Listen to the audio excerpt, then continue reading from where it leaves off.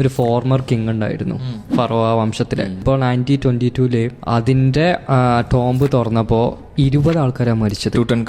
Yes. എന്തുകൊണ്ടാണ് മരിച്ചത്?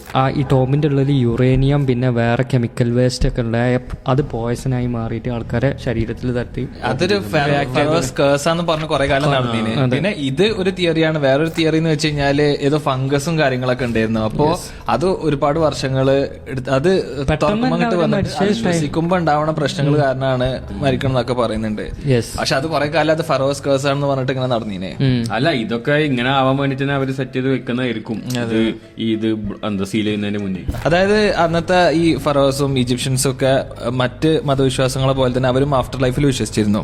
അതായത് അവര് വിശ്വാസപ്രകാരം മരിച്ചു കഴിഞ്ഞു കഴിഞ്ഞാൽ ആ ബോഡി ആയിട്ട് അവരുടെ സോള് റീകണക്ട് ചെയ്യാൻ വേണ്ടിയിട്ടാണ് അവർ ഈ ബോഡി പ്രിസർവ് ചെയ്യുന്നത്. മമ്മിഫിക്കേഷൻ ചെയ്ത് കഴിഞ്ഞാൽ ബേസിക്കലി ആ ശരീരം കേട് വരൂല.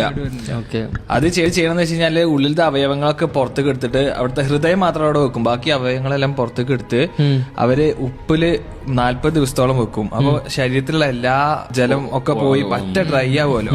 എന്നിട്ട് പിന്നെ വേറെ കുറച്ച് എണ്ണയും മറ്റേ ലിനന്റെ ക്ലോത്ത് വെച്ചിട്ട് എന്നിട്ട് മറച്ചിട്ട് പിന്നെ ഈ ശവകുടീരത്തിൽ വെച്ച് കഴിഞ്ഞാൽ അത് കാലാകാലം അങ്ങനെ പ്രിസർവ് ചെയ്യാനുള്ള ഒരു വഴിയാണ് മമ്മിഫിക്കേഷൻ.